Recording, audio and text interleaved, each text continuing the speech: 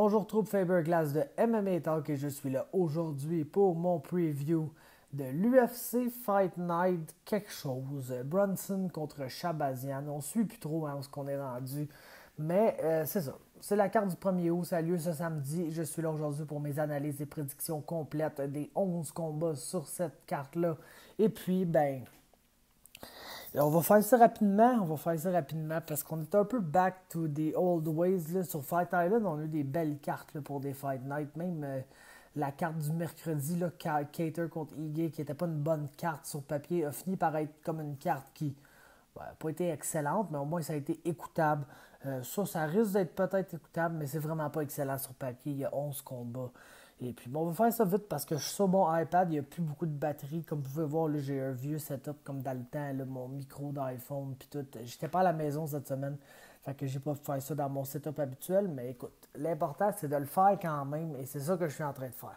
Donc, allons-y à l'instant même avec le combat principal de la soirée chez les 185 livres. Derek Brunson face à Edmund Shabazian. Et puis, tabarnouche, hein? Derek Brunson, c'est le gars que tu veux battre si t'es pour devenir un middleweight élite. Et puis, s'il y a une affaire dont je ne doute pas, c'est qu'Edmund Shabazian a absolument le potentiel pour devenir un middleweight élite. Est-ce qu'il l'est maintenant? C'est la question à laquelle on va répondre là, ce samedi, mais écoute, Derek Brunson est plus dur à battre qu'il en a l'air. Oui, si tu regardes sa fiche, tu sais, il y a beaucoup de défaites par KO, premier round. Il y a eu une passe où il est devenu un combattant absolument wild, là, qui était vraiment killed or be killed dans le premier round. Puis ça a amené beaucoup de défaites à sa fiche, ça a amené des victoires assez électrisantes aussi, mais ça a été une période un peu plus up and down pour lui. Puis depuis ce temps-là, il a vraiment changé.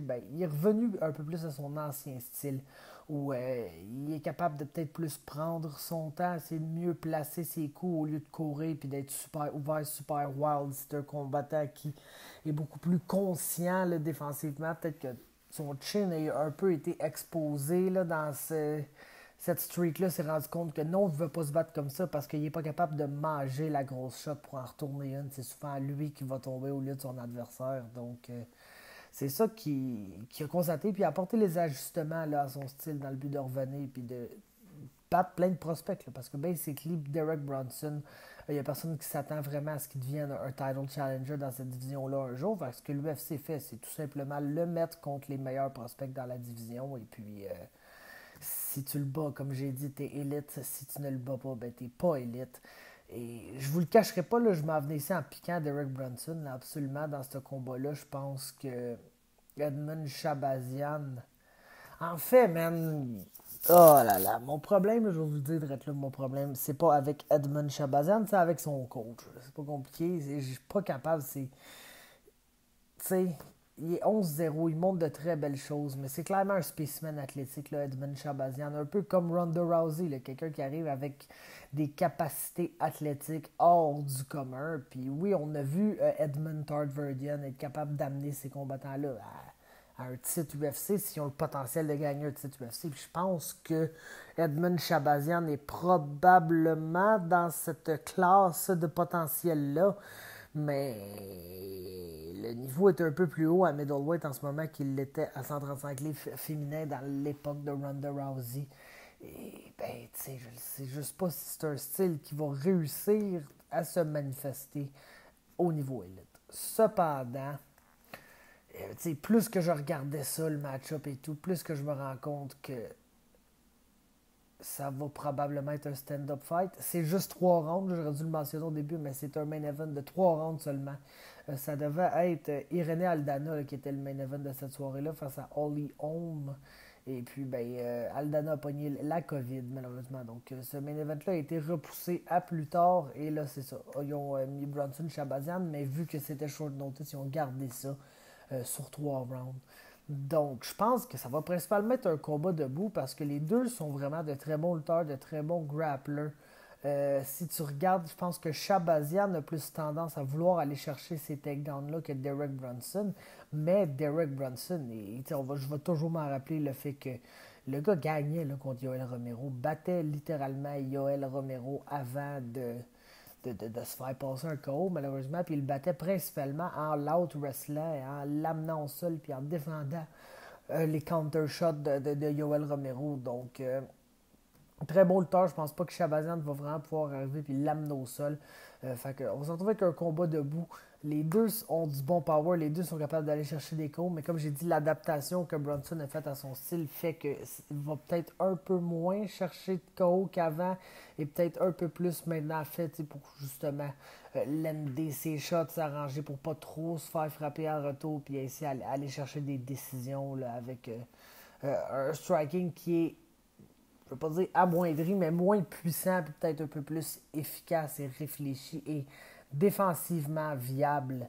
Edmund Shabazian, pour sa part, je dirais quand même, tu sais, oui, si tu regardes sa fiche, il y a énormément de stoppage au premier round, et puis là, la fois qu'il s'est rendu à la décision, c'est contre Darren Stewart à son premier combat UFC, puis il s'est fait péter à la gueule là, dans le troisième round de ce combat-là complètement. Mais il est quand même patient debout. Pour les combats qu'il a terminé debout contre Brad Tavares, que je pense qu'il est son dernier,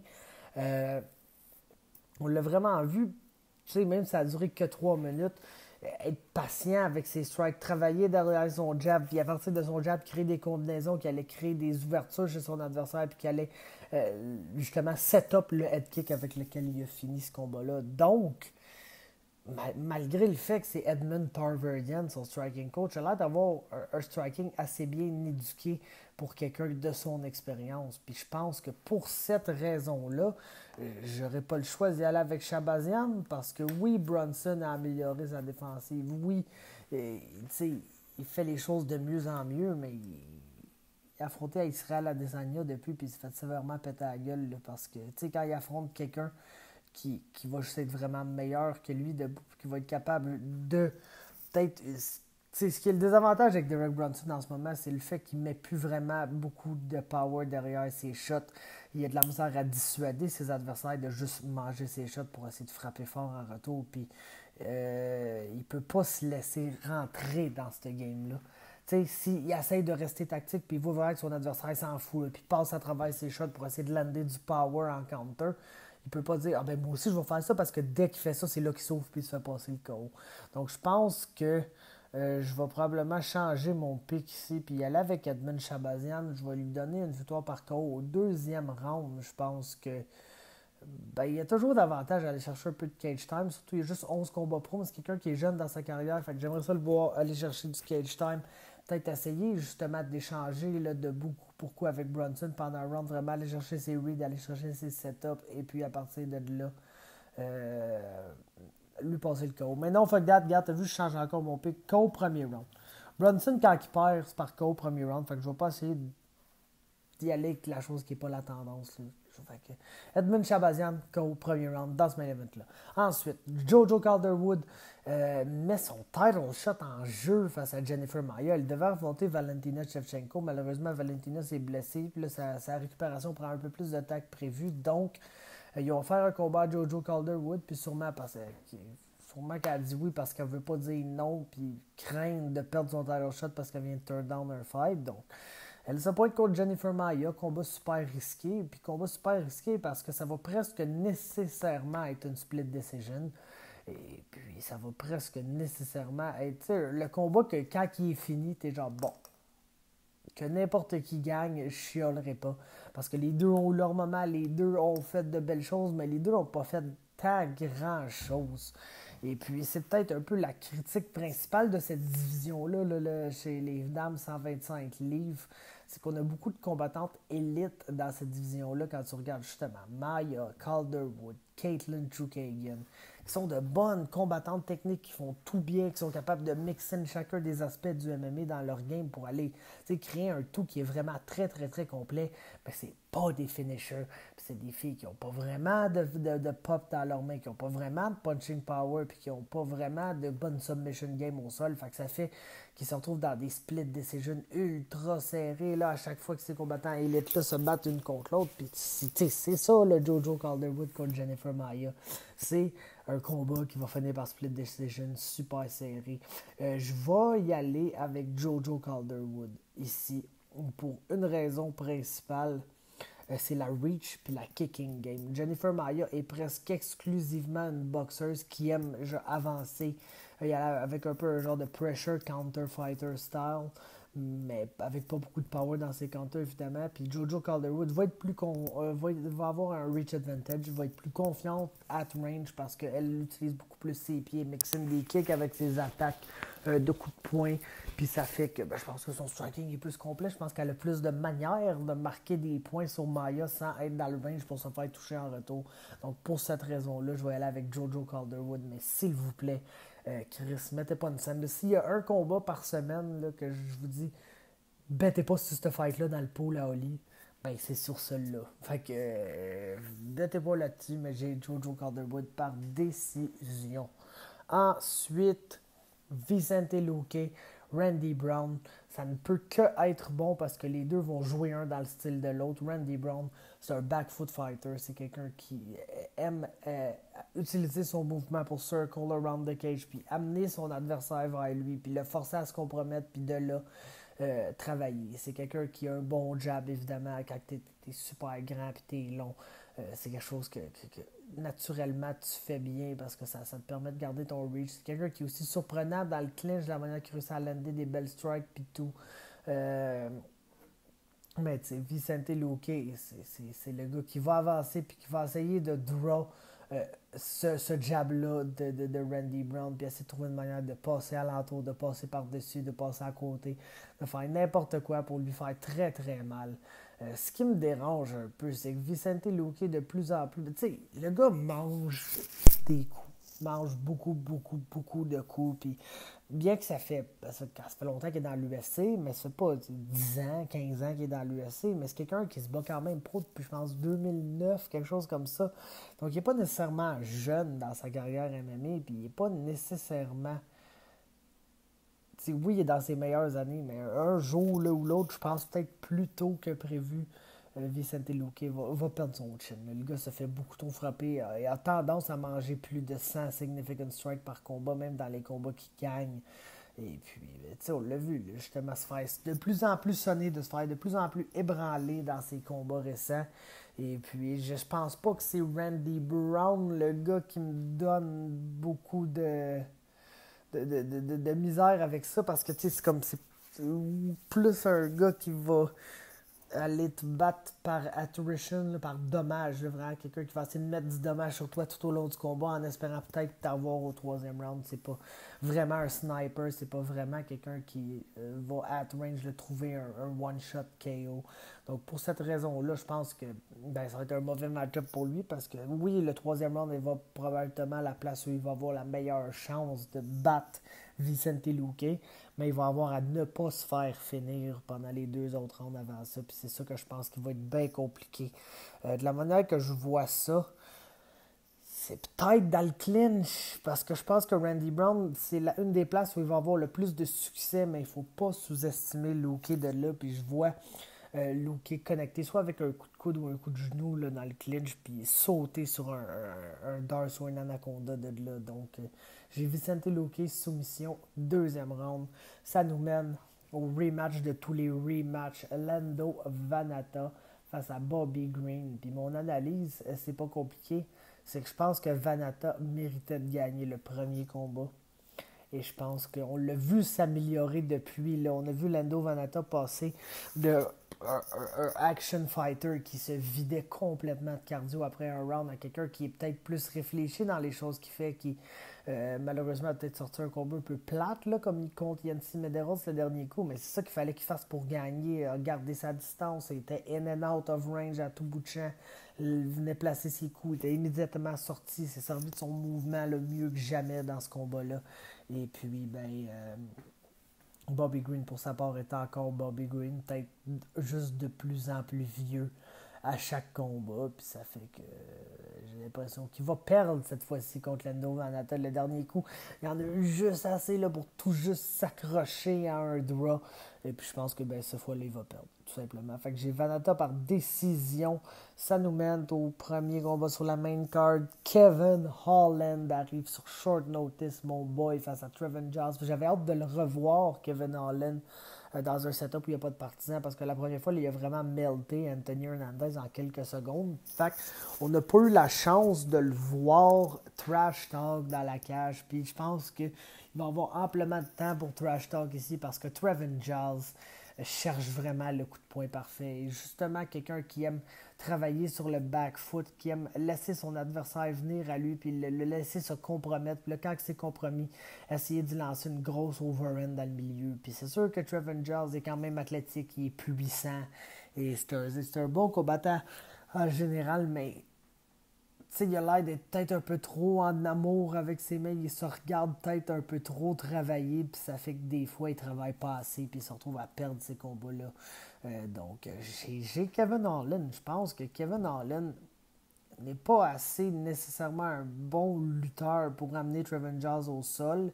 Va probablement être moins fort que lui, moins athlétique que lui, mais va avoir un meilleur work rate, va avoir un reach advantage aussi, travaille quand même bien derrière ses kicks, travaille bien derrière son jab, puis je m'attends à avoir une couple de moments là, où les deux sont at range, puis t'as Kevin Holland qui lui crie de la merde par la tête, puis on va pouvoir l'entendre cette fois-là, fait que je pense que ça va être fun. J'ai Holland par décision ici, et ça nous mène à un combat chez les 135 livres. Un de ceux que j'ai eu le plus de difficultés à pick là, sur toute cette carte-là, c'est Frankie Saenz face à Jonathan Martinez.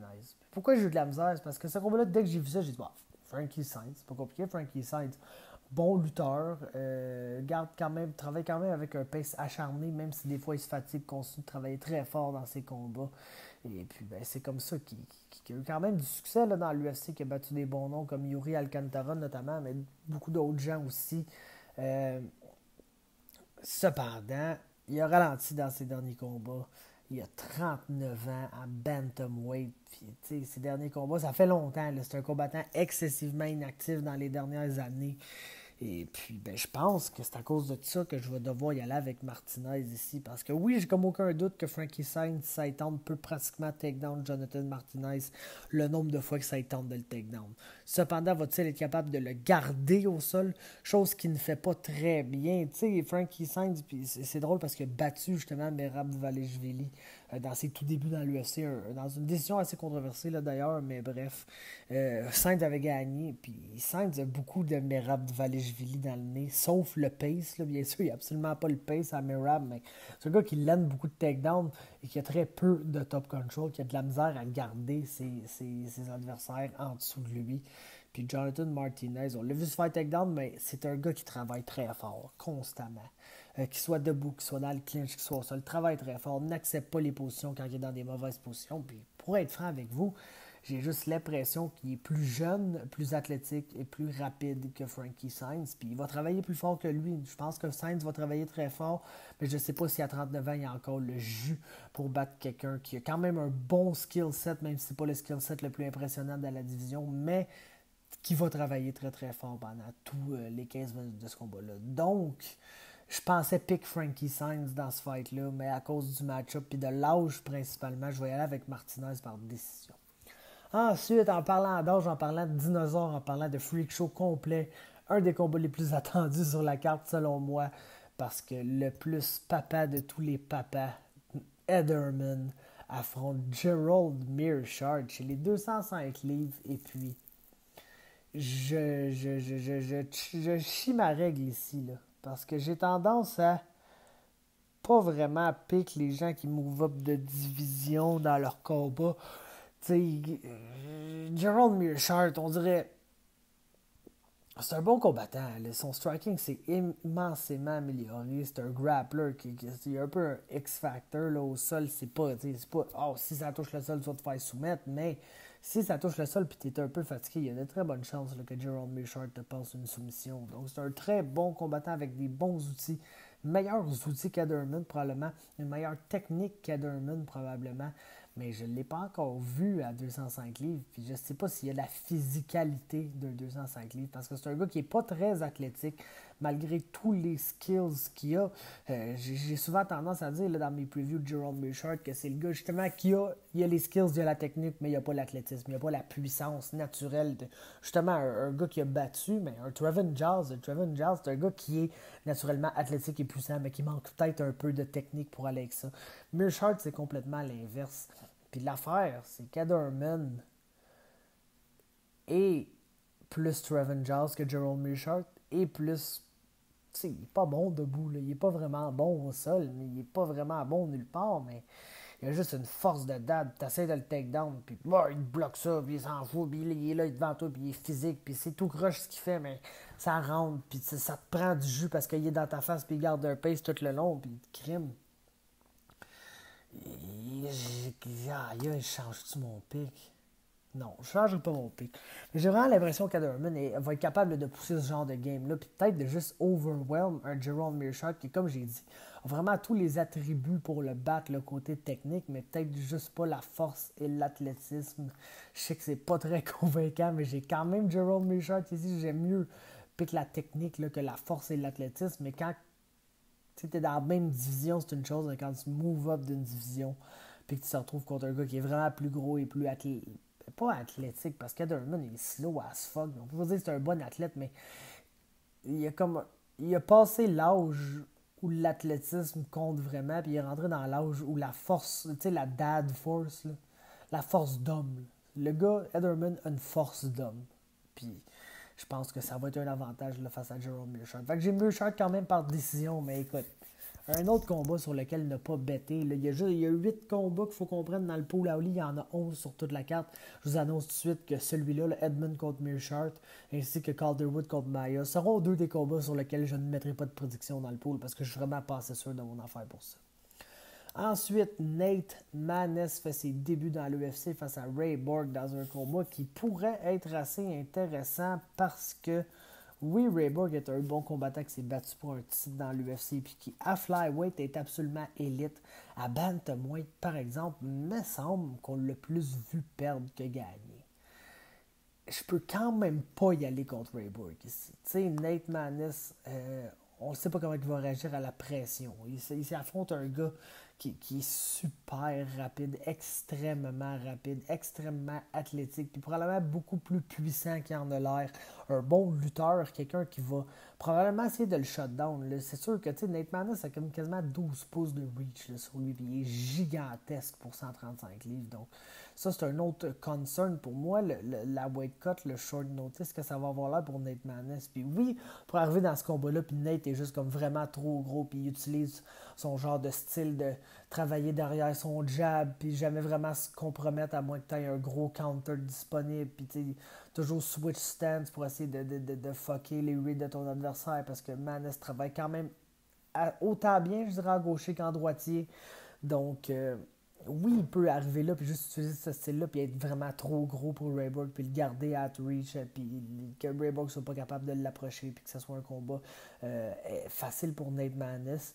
Mais son adversaire qui a mis le plus de pression dans sa carrière était Taylor Lapillus, puis il l'a battu. Ray Borg est 100% pression, puis il va probablement être accroché après la jambe de Nate Maness là, pendant 15 minutes, qu'il réussisse à le takedown souvent ou pas.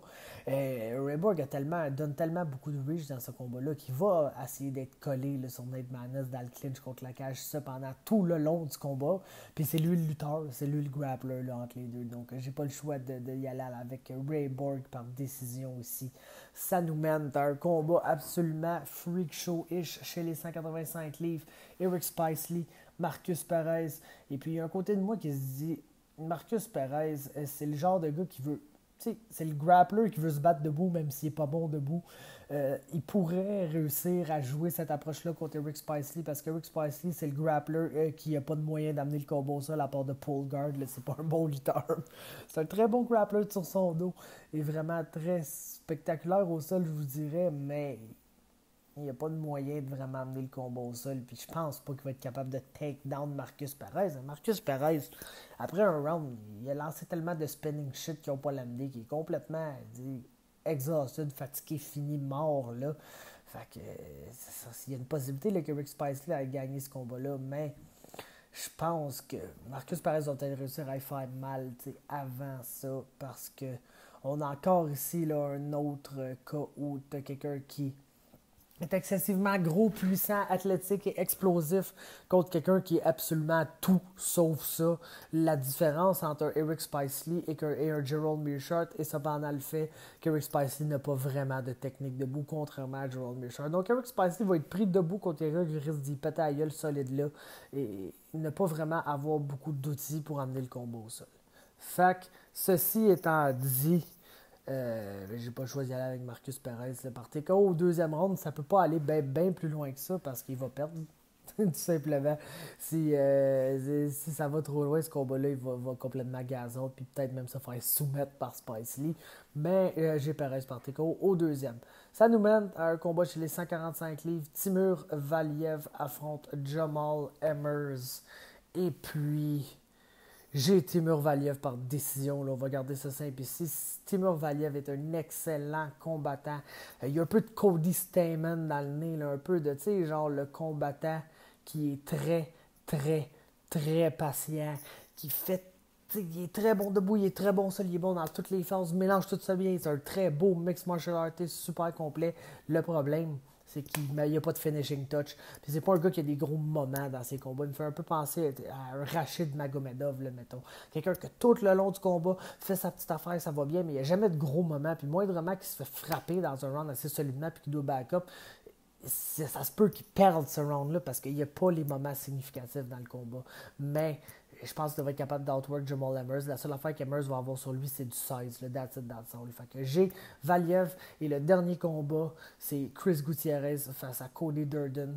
Et puis Cody Durden va absolument courir après Gutierrez qui, ça va 100% jouer dans sa game. C'est un neutralisateur, c'est un back foot fighter qui va utiliser son jab et ses low kicks pour essayer de neutraliser son adversaire, puis qu'il a tellement bien développé cette game-là à travers le temps qu'il a même réussi à la faire marcher. Donc, je vais avoir Chris Gutierrez par TKO dans ce combat-là. Puis, ben, ça va conclure quasiment une demi-heure, parfait, c'est ça qu'on voulait faire. Merci d'avoir été à l'écoute, laissez-moi un like, un commentaire, vos prédictions, vos patentes, vous savez quoi faire, abonnez-vous à MMA Talk, ciao.